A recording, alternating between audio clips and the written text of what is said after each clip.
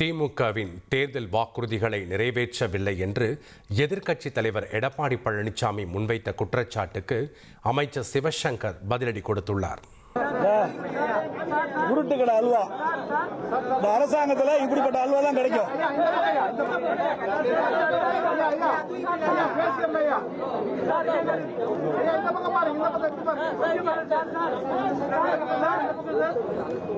இந்த தீபாவளி வருதுல்ல, இந்த தீபாவளி வருகின்ற பொழுது 2021ஆம் ஆண்டு இன்றைய முதலமைச்சர் எதிர்க்கட்சி தலைவராக இருக்கின்ற பொழுது திமுக தலைவர் அவர் சுமார் 525 அறிவிப்புகள் வெளியிட்டார்.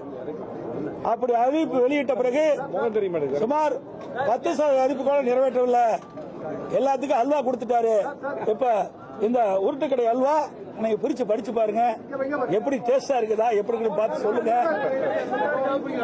எந்த அளவுக்கு இந்த அரசாங்கம் அல்வா கொடுத்து மக்களை ஏமாற்று என்பது மக்கள் உணர வேண்டும். எடப்பாடி பழனிசாமி அவர்கள் திராவிட முன்னேற்ற கழகம் குறித்து ஒரு பேட்டி கொடுத்திருக்கிறார். சட்டமன்ற அரசியல், மக்கள் மன்ற அரசியலை தாண்டி இப்போ கடைசியாக இன்ஸ்டாகிராமுக்கும் ரீல்ஸுக்கும் அரசியல் செய்ய வேண்டிய சூழ்நிலைக்கு தள்ளப்பட்டு விட்டார் என்பதுதான் பாவமாக இருக்கிறது. ஒரு அல்வா பாக்கெட்டை வைத்து கொண்டு அதை வைத்து கதை விட்டிருக்கிறார். உருட்டுக்கடை அல்வா என்றெல்லாம்.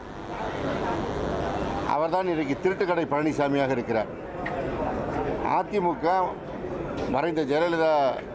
மறைந்த முதல்வர் ஜெயலலிதா அவர்களுடைய மறைவுக்கு பிறகு எப்படி இவர் கைக்கு வந்தது என்பது எல்லோருக்கும் தெரியும். அதிமுகவை ஒரு திருட்டுக்கடை போல எல்லோரிடமிருந்து கைப்பற்றி இருக்கின்றவர் திமுகவை பார்த்து உருட்டுக்கடை என்று சொல்வது எவ்வளவு ஒரு வேதனையாக இருக்கிறது. மத்திய பிரதேசத்தில் 25 குழந்தைகளின் உயிரிழப்புக்கு காரணமானதாக கூறப்படும் காஞ்சிபுரம் தனியார் மருந்து ஆலைக்கு சொந்தமான 120 மருந்துகளுக்கு தடை விதிக்கப்பட்டதாக சட்டப்பேரவையில் அமைச்சர் மா சுப்பிரமணியன் விளக்கம் அளித்தார்.